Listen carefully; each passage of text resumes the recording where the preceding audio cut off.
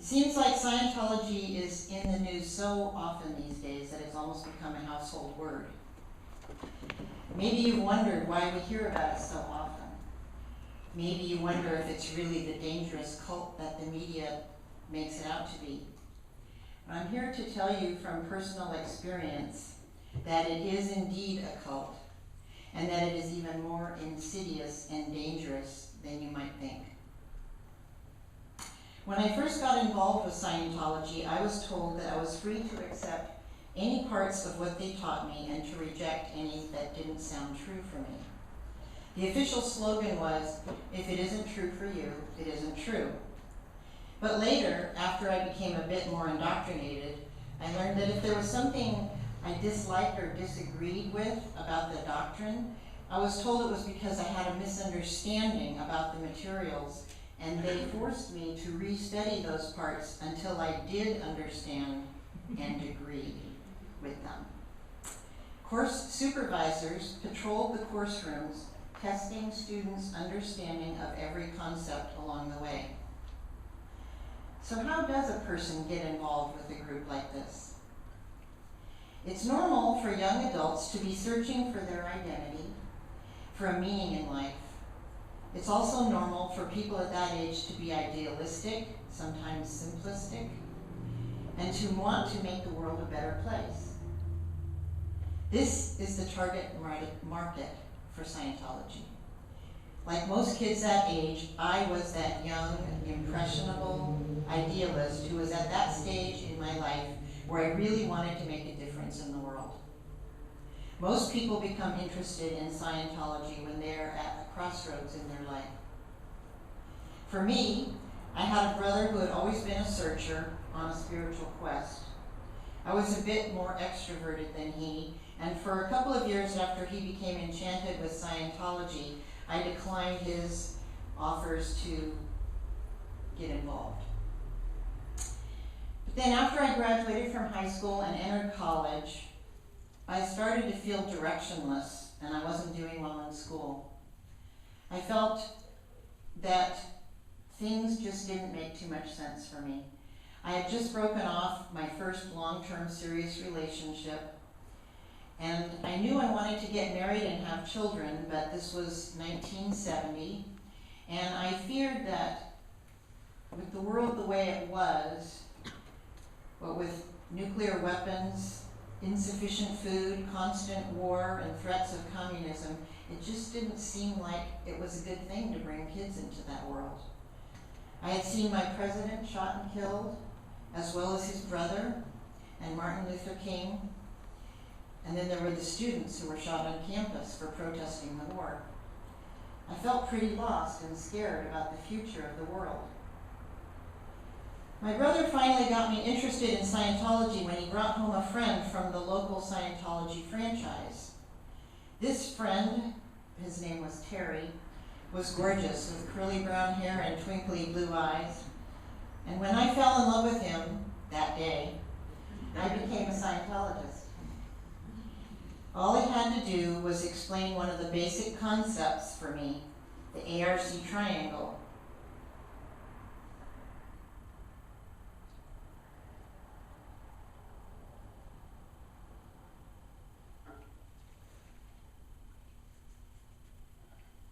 It's not working.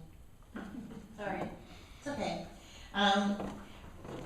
I think that the ARC triangle is it's a triangle with affinity, reality, and communication are the three corners of the triangle, and together they equal understanding. And it's, you know, a concept where when you build one end of the triangle, the others come up, and the more you understand someone, the more you like them, the more agreement you have with them. And I can talk more about some of the other basic concepts of Scientology later today, if you're interested. But I just wanted to let you know that this was the one that sort of made sense to me. There it is. Thank you. Made sense to me and made me go, wow, that's so simple. And it seems like, you know, it makes a lot of sense, and it got me intrigued. So from there, I went to a lecture at the local Scientology franchise where everyone was really friendly and happy, like the other mother. personality test, which was then evaluated for me, and I was told what my problems were and how they could be fixed with Scientology training and counseling. The next step was a $50 course called the Communications course, and after that was a one-on-one counseling session, which they call auditing. I soon realized that what I really wanted was to go clear, and I'm going to explain to you what that means. L. Ron Hubbard describes the human being as consisting of a mind, a body, and a spirit. We are not our minds, we are not our thoughts, we're not our body.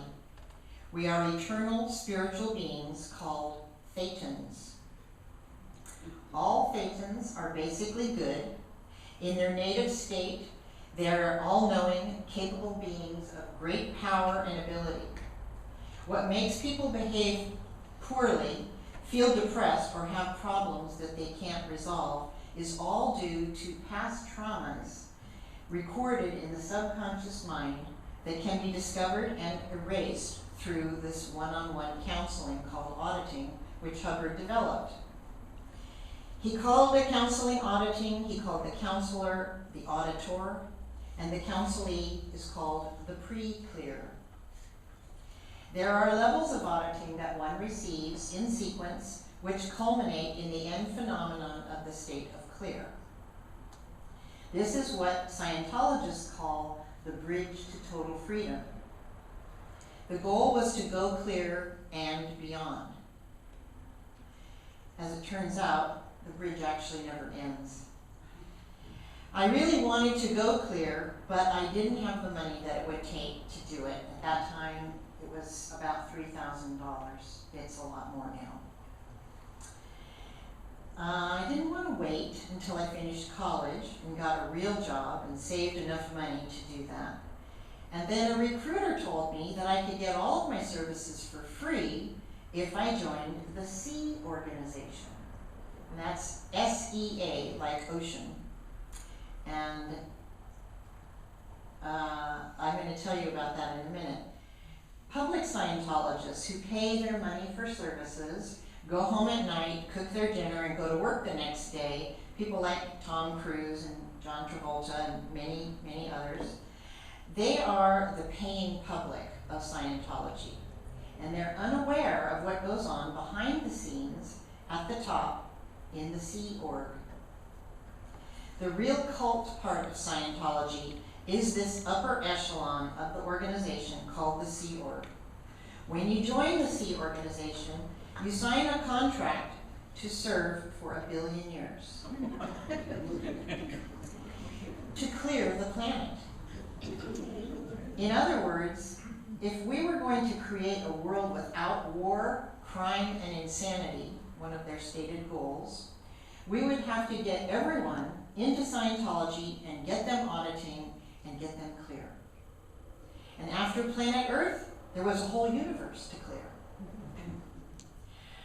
I was not too sure I wanted to join the Sea Org, but all of my Scientology friends thought it was a really cool idea. Scientology owned several small ships stationed around the world. One of them sailed into the San Francisco Bay on a recruitment tour, and my brother and I went to go check it out. It was this really sweet little ship called the Boulevard, and all the people on board were Scientologists, and they knew how to sail this ship. It was pretty impressive. I was bowled over with the adventure of it all, and I decided to sail down to Los Angeles with them to see how I liked it. We sailed out under the Golden Gate Bridge on a clear, beautiful, sunny winter day. A couple of people got married while we went underway, married by the captain of the ship, and it was pretty romantic. I liked it a lot. The largest ship in the Sea Org was a 320-foot yacht called the flagship Apollo. Is that going to come on? I'm going to show you a picture of the Apollo. On board were L. Ron Hubbard, the founder of Scientology, also known as the Commodore, his wife, and 4 children, as well as around 300 Sea Org members. This was the international headquarters of Scientology. Everyone on board this ship had an administrative position that was involved with the international management of Scientology worldwide in some way. Everyone also had a seaman's position when the ship went to sea. When I arrived in Los Angeles on board the Boulevard, another recruiter came aboard and gave us, all of us new recruits, a series of tests to see if we were qualified to go to Flag. I had never been outside the state of California and was not sure that I just wanted to leave and go to some unknown secret location. But everyone else was really excited about the prospect. After all, the founder, L. Ron Hubbard, the Commodore, was there. It was the highest level there was in this hierarchical church I had joined. Going to Flag was considered a huge honor. I arrived aboard the Apollo in February 1971 when it was docked in Tangiers, Morocco. I was 19. I had only been in Scientology for 6 short months. Hubbard had fled the US and England and opted for a life aboard ship because he was tired of being harassed by the authorities in the US and the UK, where he was wanted for tax evasion, fraud, and any other number of infractions. But of course, none of this was known to his starry-eyed recruits. We were told that the reason we were in a secret location was because if everyone in the world knew where Ron Hubbard was, we would be inundated with fans and well-wishers and we wouldn't be able to get our work done. They had taken my passport away from me the day I came aboard the ship, so I had no way to leave. I actually did think about trying to escape at the very beginning, but I couldn't figure out how I would find the US Embassy in Morocco or what I would say when I got there. I was pretty intimidated and kind of shy. Can you see the other picture of my brother and I on board the Apollo? Our work aboard the flagship Apollo was very important. We had a planet to clear, and time was running out. We had to work hard, fast, and long if we were to accomplish the goal before the world destroyed itself. Hubbard told us regularly that the world was going to hell in a handbasket, and it was only a matter of time before the humans blew themselves up and some other calamity would befall the earth. It was in dire straits. Everyone's first job when they came aboard the ship was some form of manual labor. You either worked in the galley, on the decks, or in the engine room. This was to get you oriented and to get you into present time. My first job was in the galley, where I was posted as the officer's steward. I served meals to the captain and the other top brass on the ship. The Commodore had his own quarters and separate dining room and separate staff on another level of the ship. I worked breakfast, lunch, and dinner, and in between I was cleaning the dining room and washing the dishes. I was working from 7 a.m. until 11 p.m., 7 days a week. So was everyone else. We earned $11.45 a week. 2.5 hours of the day were devoted to studying the policies of Scientology down in the lower hold of the ship. There was no time to stop and think about what I was doing or whether it was a good idea or not. Before long, I was moved to an administrative post doing simple menial paperwork. I was quickly promoted to an international executive position, one that I was in no way prepared or trained for, and I crashed dramatically. I was sent back to the dining room to serve the officers again. This pattern, I would eventually learn, was typical.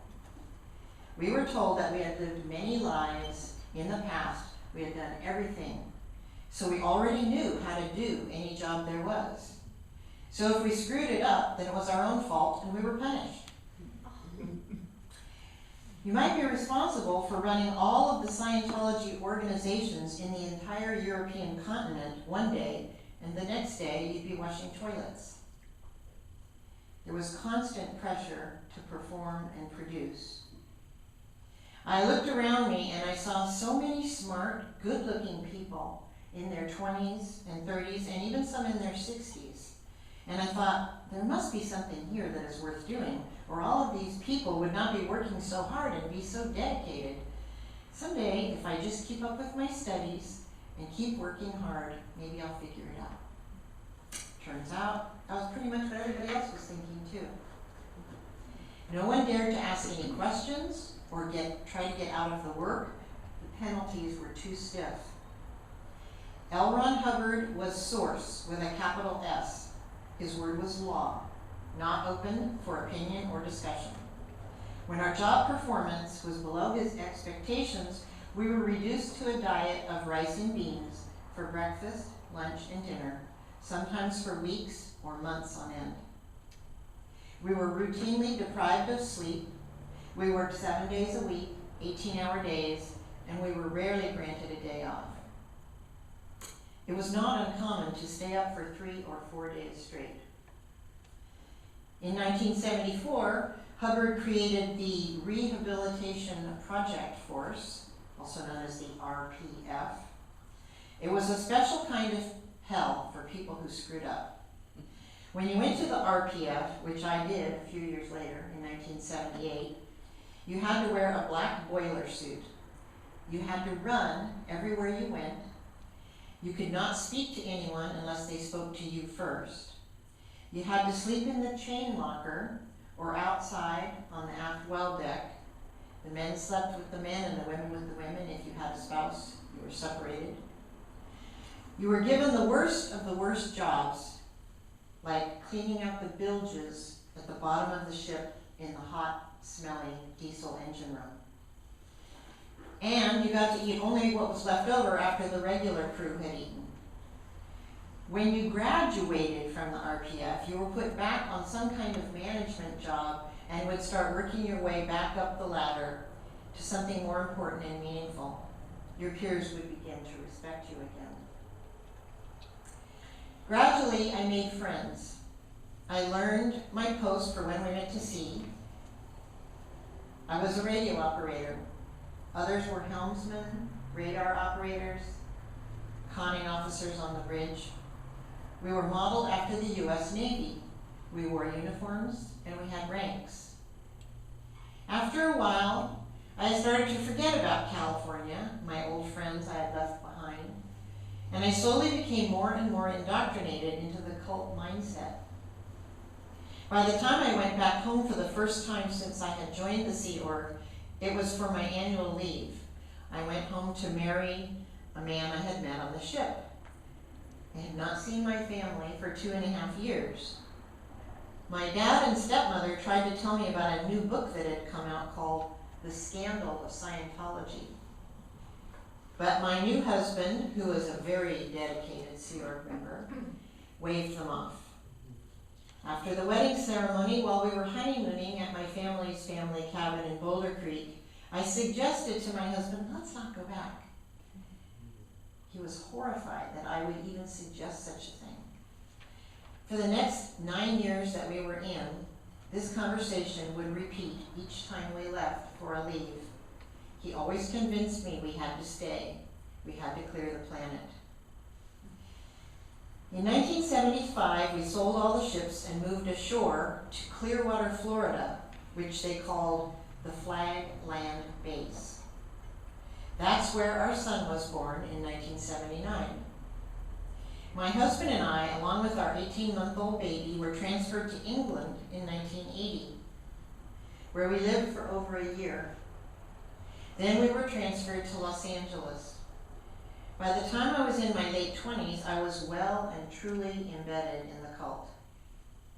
I was a senior financial executive responsible for one of the most lucrative corporations in Scientology, serving as chief financial officer. My husband was the executive director. I was responsible for the investment of a $1 million fund. I collected tithes from franchises all over the world, and I determined the budget of the corporation. I was earning $25 a week. Then the rules changed. We didn't know it at the time, but Hubbard was seriously ill. There was a power struggle at the top, and about 10 senior executives, including my husband, were deemed to be real threats to the man who was to be the future leader of the organization. These 10 people had to be discredited and kicked out. I was in Florida doing some training at the Flag Land Base, and my husband was in Los Angeles with our son. I learned that my husband had been called away to a secret location we called Over the Rainbow.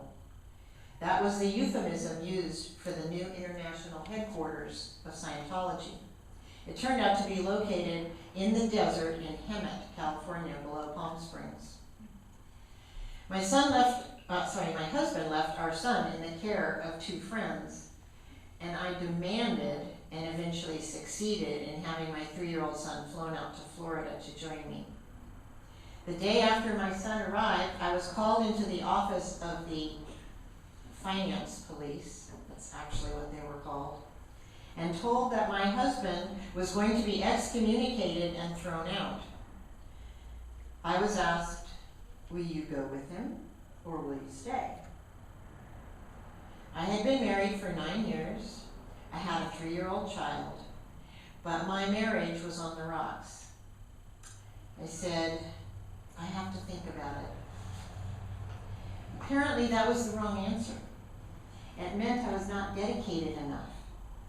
I was told, that's it, you're out. I couldn't believe what I was hearing. I said, but where will I go? Where will I sleep tonight? And the response was, I don't care, find a motel. I said, how can I pay for a motel? He said, use a credit card. I said, what? A credit card? I don't even have a bank account, let alone a credit card.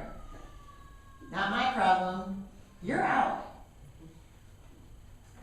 So there I was. It was October of 1982. I was out on the street at 10:30 at night in Clearwater, Florida. My baby was sleeping in the Sea Org nursery. I was 32 years old and I had served faithfully for 12 years. I had no idea where my husband was since he was being held under armed guard in a secret location. And I thought, this is insane. They can't do this to me. It's not right. It's just not right. I can go back in there and I'll demand justice. But I realized that doing that would mean going back to the Rehabilitation Project Force. And then I thought, wait a minute. Somebody just opened the door. I can walk. I thought to myself, I'll come back later when things have gotten back to normal. But deep down inside, I was feeling giddy with the feeling of freedom that was beginning to seep into my subconscious. I took the Sea Org bus out to the motel where the nursery was. I found friends who were willing to offer the floor of their room for me and my baby to sleep on that night, and I began my search for someone to help me get back to California. And that's how I got out. A month later, my husband managed to escape, and he joined me after hitchhiking all the way from Southern California to San Jose. My husband and I were in our 30s. We had no jobs, no job references, no credit, about $250 to our name, 2 suitcases full of clothes. Oh, and a 3-year-old baby. It was not an easy transition. My time in Scientology robbed me of a full decade of my social development. I came out at 32, but in terms of real life experience, I was really about 22. I had missed out on getting a college education, on starting a career, and on living a normal life like my high school friends had done.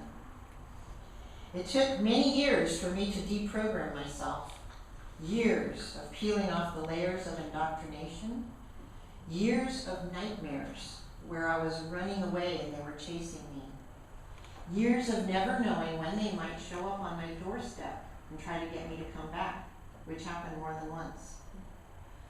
It has been a long journey to get to where I am today. I'm kind of proud of myself. The internet has made a huge difference to all of us ex-Sea Org members. Because of the internet, we have been able to find each other, to have reunions, where we talk about our experiences, and we help each other out. We mourn our lost innocence as we try to make sense of what we experienced in our years in Scientology. Questions? Yes? What did your husband do that caused that the crime that committed? He was a threat to the person who wanted to take over, because he was a big opinion leader within the church, and this guy who eventually took over knew that if my husband and a few other similarly revered people were to come out against him, that there would be a split within the church and there would be a division, and he didn't want that, so he had to get rid of these people. Yes? Are there many other people similar to you that are speaking out? Oh yeah, yeah. There were many years when it was really unsafe to do what I'm doing right now. The church loves to sue, and they don't only sue people, they also harass them. They send private investigators to their house, they send people around to tell lies about them to their neighbors and their co-workers. They do all kinds of nasty things. But there's so many people out there now writing books, talking on the internet, and exposing the horrible things that they do, that they can't cover it all. You know, they would be spread too thin, so they go after the worst enemies, and the rest of us are pretty much free to talk about whatever we want. We just can't do it all. Yes? I heard that L. Ron Hubbard's son wrote a book about him. Yes. About his being a drug addict or something. Yes, I own that book. Is that true? Is that a true story? Did he really write Yeah, he did dabble in not only drugs but black magic before he started Scientology. Yes? The woman first. Sorry. I've heard in the radio that Scientology is now involved in public education in terms of providing education materials. I actually work for a woman who does applied kinesiology, and she learned that through Ulan. My question to you is, based on your experience and your knowledge and your desire for a better planet, what would you like to see happen to those organizations, or the way that Scientology is getting into mainstream? Well, that's one of their big PR efforts. They have study technology, they have organizations that help people get off drugs, they have volunteer ministers who go to sites like the World Trade Center after 9/11, and they're constantly putting themselves out there as being beneficent and wanting to help and doing whatever it takes to be good citizens of the planet. But I can tell you that they're not. They're there to make money. And all the PR is just a smokescreen to get people interested and involved. I'd like to see them die. Yeah. At the upper levels, so a lot of cynicism and just being about money. Are there true believers at the lower levels? I mean, actually believe in... Actually, the people at the upper levels also are true believers. Well, who makes the money then? Well, the money goes into bank accounts in Switzerland, and I actually worked in finance, so I know Switzerland and Liechtenstein, and where they have, it's estimated billions of dollars. They use that money for public relations and for suing people. Hubbard said to sue. He said, use the court system to harass people. Don't even worry about winning, just harass people with lawsuits. Yes? So I grew up in Hemet. You grew up what? In Hemet. Okay. And so the Scientology place there was very scary. Yeah. Because I mean, it's all armed guards. Oh yeah, with barbed wire across the Yeah. fences so they Have you can't been get there? out. Yeah, have you been there? I've been there since I got out, Oh, okay. and my husband and I, this is a different husband, drove through the middle of it because the highway goes right through it. Yeah. And we stopped to take pictures, and then we were actually chased. Yeah.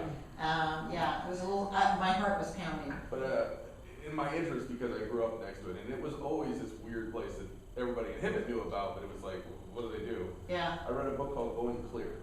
uh-huh. Is that, seems like pretty true with what you talk about.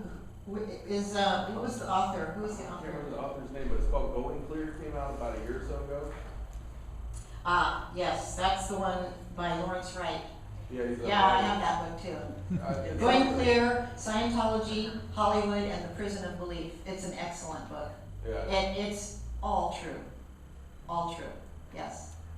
What do the true believers say about L. Ron Hubbard's son's book? They're not allowed to read it. They're not even, probably not even aware it exists. We weren't allowed to watch television, read the newspapers, or hear anything negative about Scientology. It's the Yes. buttons over the eyes. You said they sold all the ships. So today, how do they keep people confined? Well, the barbed wire fence helps a lot.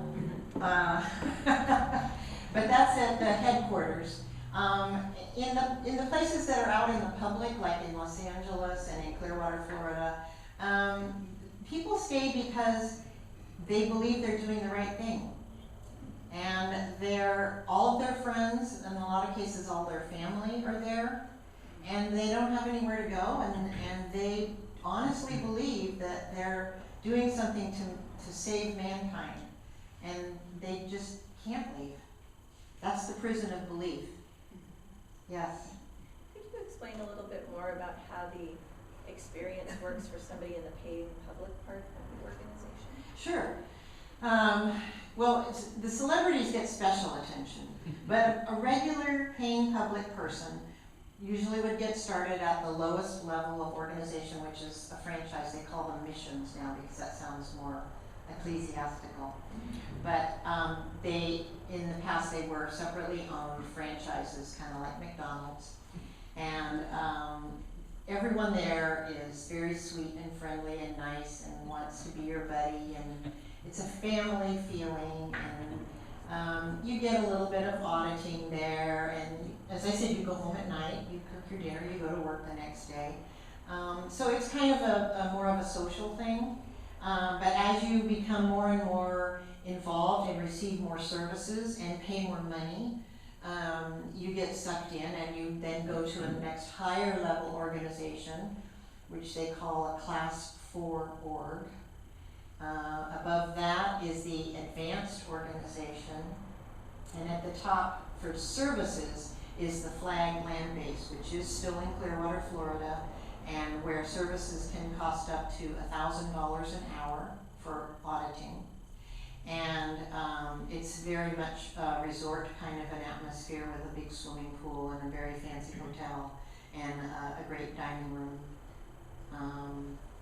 So you pay your money and then you go home. Yes? They talk about clearing the world. Yes. Do they keep track of that? How many they have done? How many left to go?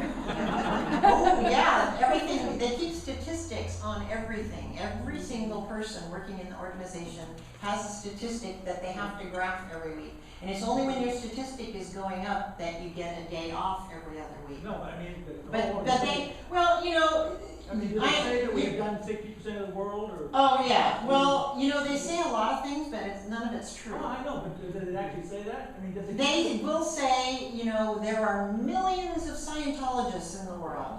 And, Billions of people. pardon? About billions of people, millions of. Millions and millions of Scientologists, but they count every single person who's ever bought a book, or every single person who ever walked into a franchise.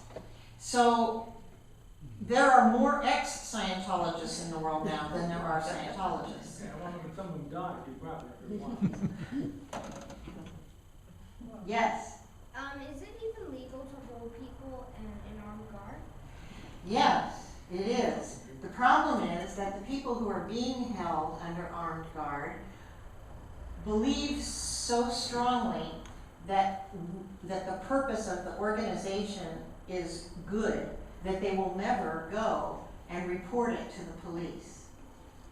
Because that would bring a bad thing to the church, and they don't want anything bad to happen to the church. But, so nothing has ever been reported to the police? Well, there's people who have, after the fact, talked about what was done, but it's kind of too late then. No. How can they report it during the fact? They don't have cell phones, I take it? No, they don't. Well, okay, then of course they have. Well, there are people who have gotten out from the place in Hemet who have talked about this big RV there that holds a whole bunch of people. They call it the hole, and they're not allowed to get out, and they're not allowed. It's a horrendous scene. I actually know some people who are in there, and but they're still got the buttons over their eyes. They think that, you know, maybe they're really evil and bad people and they need to be in the hole, and that someday they'll figure it out and they'll get good enough that they can come out and work again for the church. And so, because this has been reported by people who have escaped, the FBI was actually planning to do a raid and let these people out. And then the people who had escaped told the FBI, don't do it. Because when you get there, they're going to tell you, oh no, we want to be here. We're not being held against our will. Yes?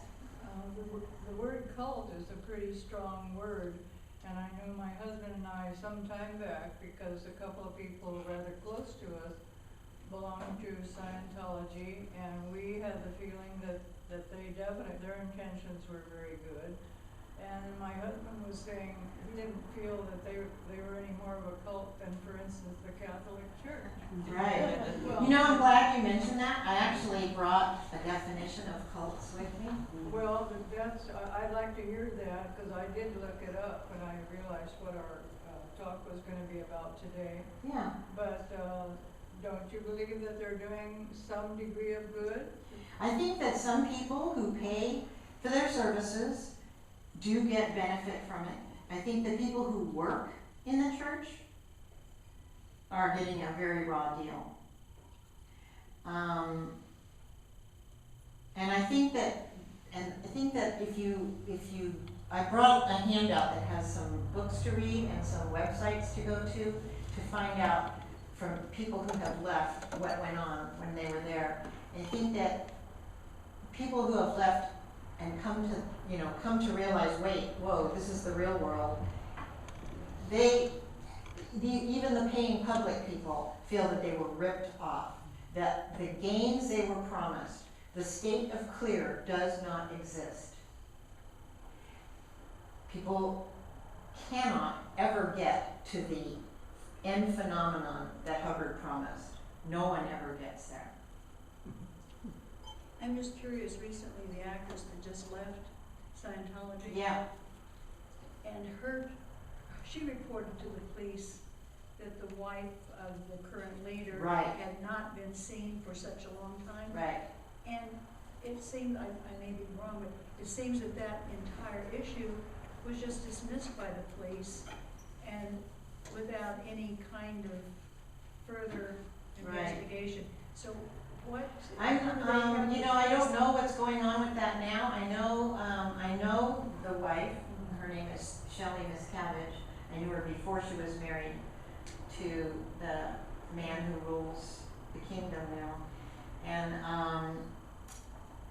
I have heard that where she probably is, one of the things that they've done is they've set up, I don't know, maybe 5 underground bunkers around the world that are all reinforced to survive an atomic bomb, and they've set up copies of all of Hubbard's works in there, so that if wherever is a nuclear holocaust, then Hubbard's works will survive. And what I've been told is that Shelley is at one of those places supervising the work that's being done there, but her husband apparently doesn't want to have anything to do with her anymore. He was cheating on her all the time anyway. I know. He's just a. Do you think that they would ever actually get rid of someone murdered? Well, yes, I do. Yeah. Yeah, I know that the book that I mentioned, The Scandal of Scientology, was the first book to come out that revealed a lot of the bad things that were going on within the church. The woman who wrote that book was Paulette Cooper, and there was a program developed to incarcerate her or drive her crazy. It was called Freak Out, Operation Freak Out. And they actually framed her for a crime that she did not commit. And she was sent to prison. And she was losing her mind because she knew she had not done this thing. It wasn't until the church was raided by the FBI in 1979 and all these records were dug up that they found this Operation Freakout, and then the world knew that Paulette Cooper was innocent. Are they still, the FBI still working to sort of expose them? Not really. Or the police? It doesn't Not sound like really. anybody's doing it. It's a church. That's one of the reasons it is a church. Separation of church and state. Here's the judges. Okay. So I think Sandy's gonna join us outside, so if anybody would like to continue with questions, this has been amazing. Thank you so much for sharing your story.